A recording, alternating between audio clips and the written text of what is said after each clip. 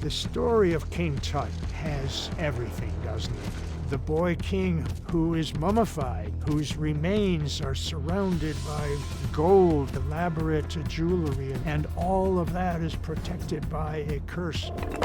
If he could find this tomb, an undiscovered tomb, his name would go down in history. In some of those older tombs, there would be inscribed a warning that the gods would not look favorably upon you if you desecrated this tomb. Shortly after visiting the tomb, his wife murders him. He threw himself off the 7th story of a building. His fingers were like melting off. He watched one colleague after another die. This is the curse of King Tut.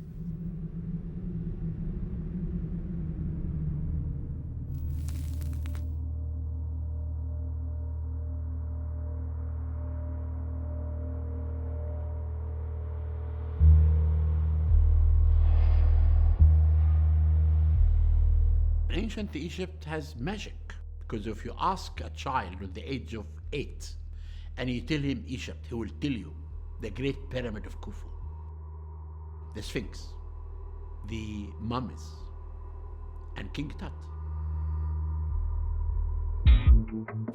Ancient Egypt is the oldest documented civilization known to mankind. Beginnings of architecture, medicine, philosophy, engineering. This is where writing began, and also where art began. Ancient Egypt was one of the greatest civilizations the world has known. Its advances in language and religion really has few equals. You have the first example of hydraulic systems. Hydraulic engineers used the water of the Nile in order to create canals so that they could turn that desert into the most productive agricultural land on the planet. Egypt is the gift of the Nile. The Nile was a slow-moving river. The Nile came from 2 sources, meeting in Khartoum. When the river floods, you have the rich volcanic soil from Ethiopia flows and is deposited on the east and west bank of the Nile in Egypt, covering the land for a mile in each direction. That water that is saturated with this silt made the Nile River Valley the most fertile piece of real estate on the earth. Without the waters of the Nile, there would be no Egypt. Ancient Egypt was an extremely religious society. They were fanatically religious. They had gods for everything. They had hundreds of gods. They saw life through personifications, meaning, the sun brought life. The god of the underworld had to do with the growth of crops. And so everything was personified for them. If you were in Memphis, you had Ptah. If you were in ancient Waset, which is Luxor today, you had the god Amun, so you'd root for your local god, but then you'd also include other gods. The rulers of ancient Egypt, we call them pharaohs. That word pharaoh comes from the ancient Egyptian per-aa, which means the great house. Most of what we know about Egypt has been interpreted or reinterpreted by non-Egyptian people. Egypt is a Greek word. Sphinx is a Greek word. Pharaoh is an Asiatic word. So until you can understand this history, this culture from its indigenous perspective, you really don't understand what you're attempting to understand. They believed in intermarriage in order to keep the bloodline pure, but the other reason was so that there wouldn't be a lot of infighting between, rival groups. The bloodline of the queen determined who would be king. The king or royalty, generally speaking, were figureheads. They didn't do the heavy lifting, but they hired smart people who determined how best to maintain the financial systems, the agricultural systems, the engineering systems, the social systems, which would maintain peace and harmony in the land. They were very, I'd say, inclusive, many, many different religious ideas coexisting happily at one time, except during one unique era, and that was the era of Akhenaten, who was Tutankhamun's father.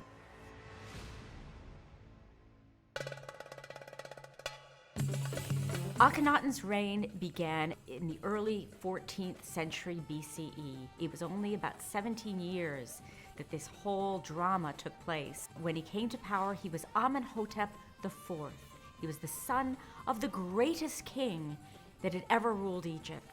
The son of Queen T and Amenhotep III ruled with his mother when his father died because he was young. They were co-regents, and when Amenhotep IV came of age, he ruled independently. And Amenhotep IV reached a certain point in his development where he turned away from the religious traditions of ancient Egypt, which had stood the test of time for thousands of years. And he decided that he would no longer worship the god Amen. Instead, he wanted to worship an older god named Aten. So Amenhotep IV changed his name to Akhenaten, and then he closed down Karnak Temple. He was extraordinary because he proclaimed the worship of only one god, which was the Aten sun disk. Akhenaten was not a strong king. He could not stand the threat of the priests of Ammon. That's why he decided to leave Thebes for the first time. He decided he wanted to change the capital, and during this period of history, he left the capital of ancient Waset, Thebes, Luxor, and he went to Middle Egypt to try out his religious experiment. He built a brand new city, a city that was known as Tel El Amarna, where he worshiped Aten, and Aten was viewed as the living presence of God. Akhenaten and his wife Nefertiti built an entirely new city. They had new priests who developed this new system of worshiping God. He lived in this city for 37 years. The empire was strong before him, but during his time, he neglected the foreign relation, and he kept worshipping Aten inside the city. Akhenaten's religious revolution was not popular. And then Akhenaten died under mysterious circumstances. A lot of people ask about foul play in the death of King Akhenaten. It's totally possible. He had a lot of enemies. He was considered a terrible king, a criminal in Egyptian history. Did he get murdered by someone who didn't like what he was doing? As we think about motive for murder, we've got to think about how many people would have been absolutely infuriated when Akhenaten said, "The Amun priests are out and the Aten is in." After the death of Akhenaten, images of Akhenaten were destroyed, and he is referred to today as the heretic king.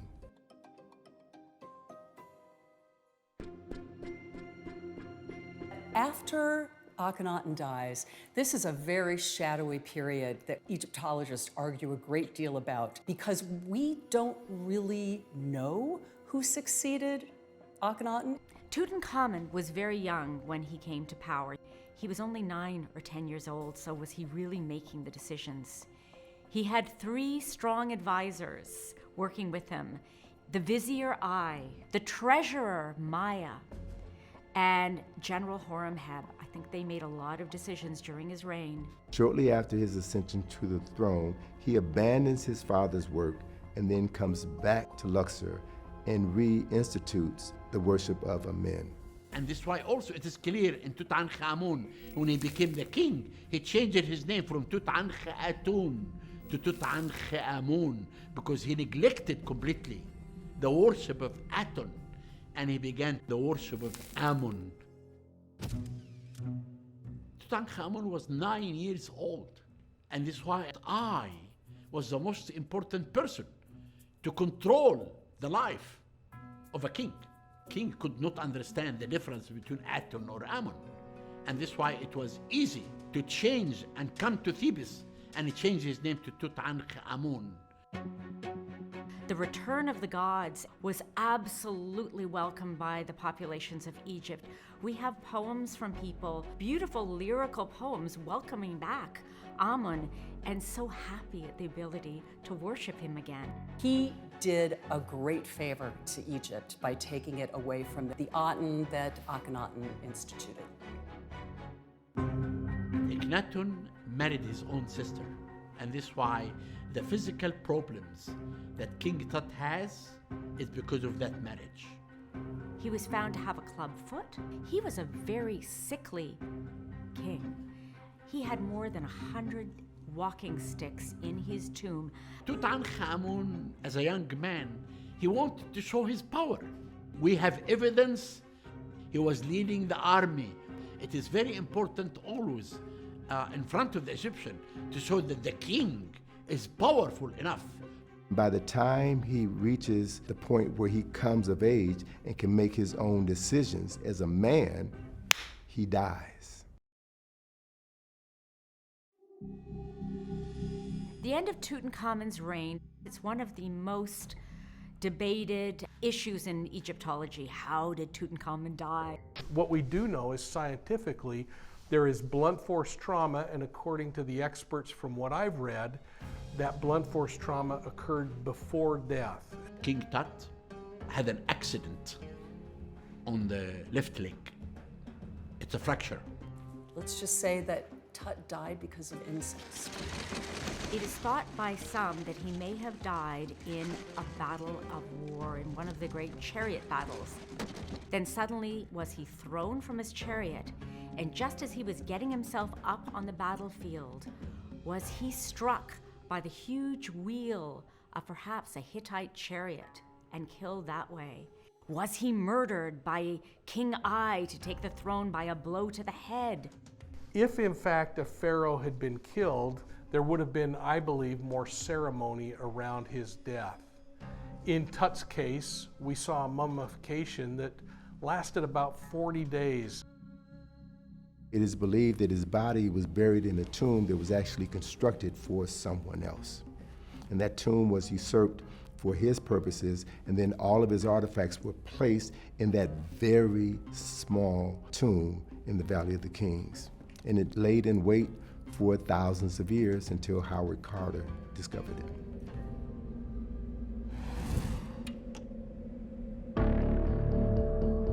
Howard Carter was an Egyptologist and wanted to find the tomb of King Tutankhamun because he knew this was one of the tombs that had not yet been discovered. If he could find this tomb, an undiscovered tomb, his name would go down in history. He worked under the grandfather of Egyptian archaeology, a man named William Flinders Petrie. So he was trained very, very well. For 5 years, he believed that there were tombs within the Valley of the Kings that had not been discovered. But of course, he needed money. And the money came in the form of Lord Carnarvon, who was the inhabitant of Highclere. Regarding why Lord Carnarvon financed the expedition, in the field of the aristocracy, you could talk to your friends on your financing this expedition and what you're discovering, and so it was for recognition within their own level of society. Imagine the pressure on Dr. Carter as the clock continued to tick and he had failure after failure in trying to find that prize. So there was a famous meeting with them, and Carnarvon says, "I'm really run out of money. I don't think we can continue." And Carter makes an impassioned plea and says, "I am so confident I'm almost there. I've almost dug down to the bedrock. I've isolated this triangle. It's there. I know it's there." So Carnarvon said, "Fine, I will fund this last expedition in the hopes that we will find the tomb of Tut." Early November 1922, Carter is working at the site, and he's got dozens of Egyptian men who do the heavy lifting. And these workers who are working in the hot sun have people who bring water to them. So it was a 12-year-old water boy who was leading his donkey down the hill. The donkey's foot gets caught in a hole. He asks for help, and other men come to dig around the donkey's foot to free the donkey.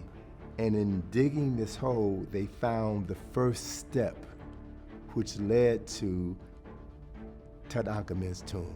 That's how they found it, by accident, sheer accident.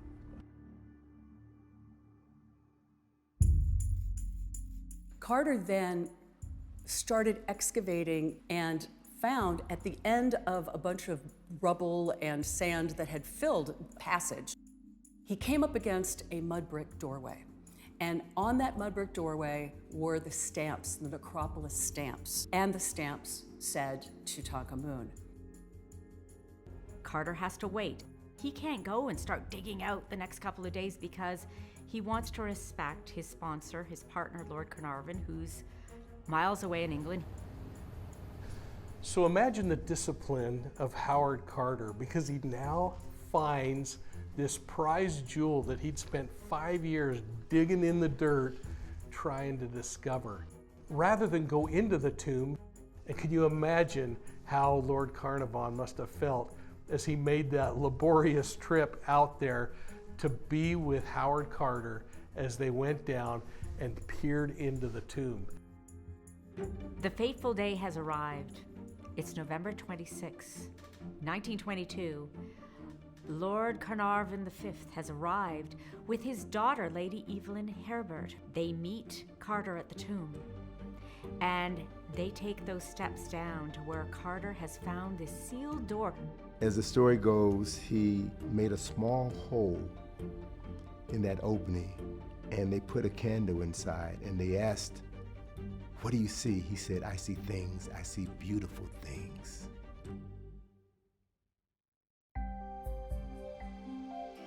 And that discovery made him, at that time, the most important person on the planet. So as Carter's team enters the tomb, I can't imagine that there wouldn't have been a great deal of anticipation. Simply going into a space that had been closed off for thousands of years in and of itself would be frightening. It's like discovering the property room of a long-forgotten opera house. It's furniture, boxes and beds and chairs and chariots all jumbled one upon the other, and everywhere the glint of gold. Everything is gilded, of precious materials, but literally heaped upon one another like the most extravagant garage sale you've ever seen. Everything was in disarray. One would have expected, because this is a royal burial, that things would have been stacked up in a somewhat neat and orderly way. To my knowledge, they're still cataloging and documenting some of these artifacts. To this day, there were so many.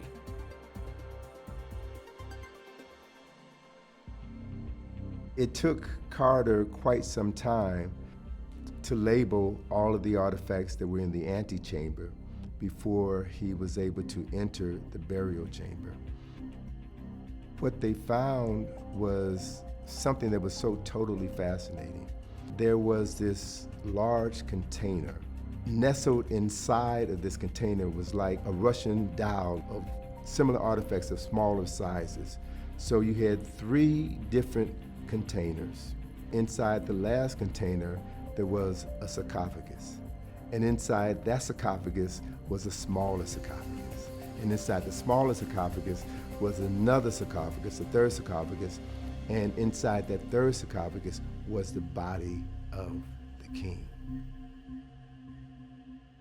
In some of those older tombs, there would be inscribed a warning that the gods would not look favorably upon you if you desecrated this tomb. According to legend, there was an inscription that said, "He who disturbs my tomb shall be cursed." And so there's a belief that maybe there was some skepticism when they were entering the tomb. In order to understand curse, we have to recognize that people universally, in all cultures in the world, And in all periods of recorded history, people believe that words have power to make things happen.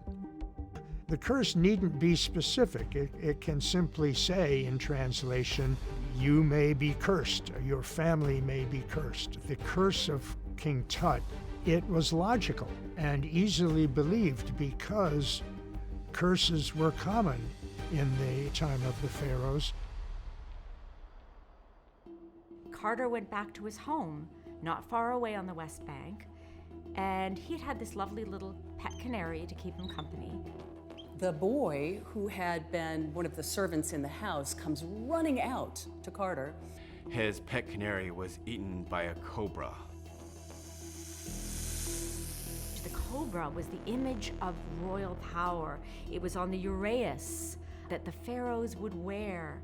Could this be the revenge of the power of the king on a pet of the archaeologist who dared to intrude?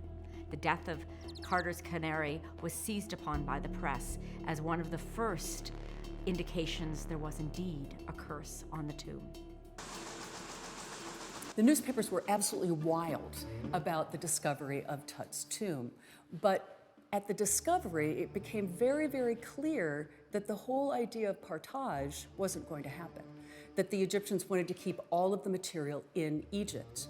So what he did, what Carnarvon did, is that he needed to make some kind of money in order to pay back all of the seasons that he had funded this excavation under Carter. So he sells the world rights to the Times of London, and they're the only ones that can comment about the excavation.